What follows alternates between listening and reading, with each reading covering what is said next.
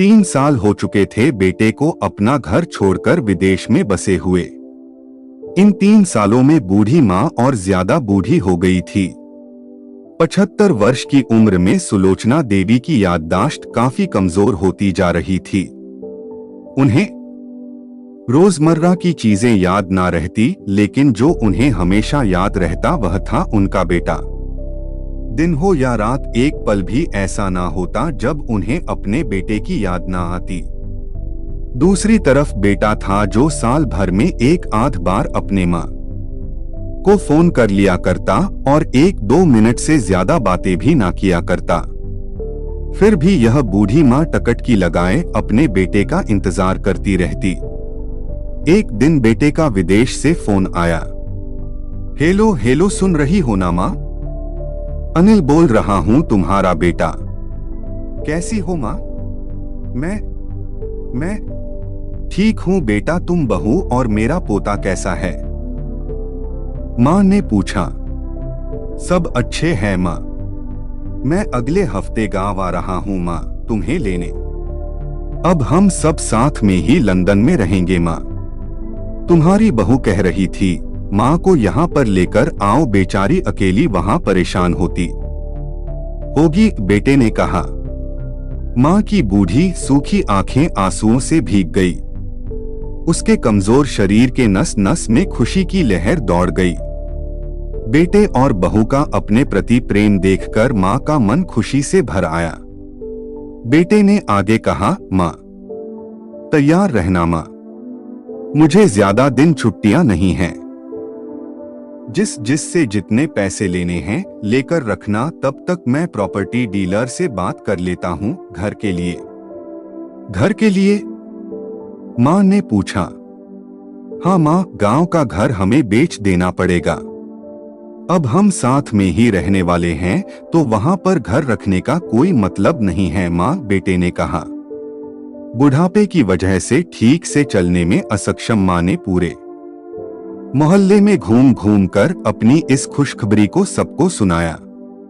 सभी को खुशी हुई, सबको लगा माजी के आखिरी दिन अपने परिवार के साथ खुशी से बीत जाएंगे। घर वापस आकर माँ ने अपने घर के कोने कोने को ऐसे देखा जैसे वह अपने दूसरे बेटे को देख रही हो। देखे भी क्यों ना, उस घर को अपने बेटे से कम थोड़ी समझा था। अपने पति के साथ 40 साल यही तो बिताए थे, लेकिन अब मजबूर थी बुढ़ापे के आखिरी साल बेटे और बहू के साथ बिताना चाहती थी। दिल पर पत्थर रखकर घर बेचने के लिए माँ तैयार हो गई।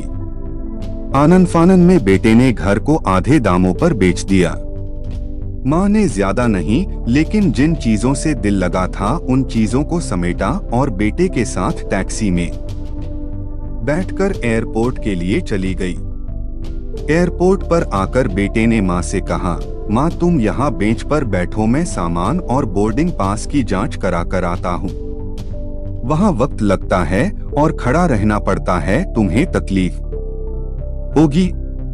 तुम यही आराम करो। मैं यूं गया और यूं आया। माँ बेंच पर बैठ गई और बेटा अंदर चला गया। काफी समय हो गया बेटा वापस नहीं लौटा।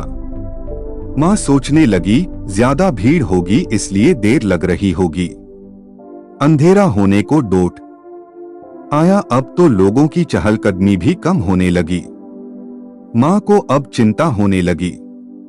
एक कर्मचारी ने आकर पूछा, किससे मिलना है माजी आपको? यहाँ पर क्यों बैठी है? डरती हुई आवाज में सुलोचना देवी बोली, मेरा बेटा अंदर सामान की जांच कराने गया है। लंदन जा रहे हैं हम। क्या नाम है माँ जी आपके बेटे का? कर्मचारी ने पूछा। अनिल नाम है मेरे बेटे का, सुलोचना देवी ने बताया। कर्मचारी अंदर गया और थोड़ी देर बाद बाहर लौटा। उसने सुलोचना देवी से कहा, माजी लंदन जाने वाली फ्लाइट तो दोपहर में ही जा चुकी है और आपका बेटा भी उस फ्लाइट में बैठकर लंदन जा चुका है। अब आपके यहाँ बैठने का कोई मतलब नहीं है। आप भी अपने घर चली जाइए। क्या जा चुका है? और मैं घर जाऊं? घर माँ की आंखों से आंसुओं के सैलाब उठने लगे। जैसे तैसे माँ घर पहुंची जो अब उसका था ही नहीं, बिक चुका था। वो वही बरामदे में तुलसी के पास सो गई। घर के नए मालिक को उस पर दया आई तो एक कमरा किराए से उसको दे दिया। पेंशन के पैसों से खाना और किराए का बंदोबस्त हो जाता था। दिन बीतने लगे। कुछ दिनों बाद घर के नए मालिक ने सुलोचना देवी से कहा, माँ जी, आप अपने रिश्तेदारों के यहाँ पर जाकर क्यों नहीं रहती हैं? इस उम्र में आपके लिए वही अच्छा होगा। अच्छा तो होगा, लेकिन अगर मेरा बेटा वापस आया तो उसका ख्याल कौन रखेगा? मेरा बेटा बहुत भोला है, उसे अपना ख्याल रखना बिल्कुल नहीं आता। मैं कहीं नहीं जाऊंगी, क्या पता कब उसे मेरी जरूरत पड़ जाए। माँ ने कहा। दोस्तों, सच बता रहा हूँ, माँ की ऐसी बातें सुनकर मेरी आंखों में आंसू आ गए। किसी ने सच ही कहा है, पूत कपूत हो सकता है, लेकिन माता कभी कुमाता नहीं होती। दोस्तों, आप सभी से हाथ जोड़कर विनती करता हूँ, अपने माता पिता की जितनी हो सके सेवा करना। उनके साथ कभी बुरा बर्ताव मत करना। दोस्तों, अगर वीडियो अच्छा लगा तो लाइक और कमेंट कर दे। यदि चैनल पर नए हैं तो चैनल को सब्सक्राइब कर दे। धन्यवाद।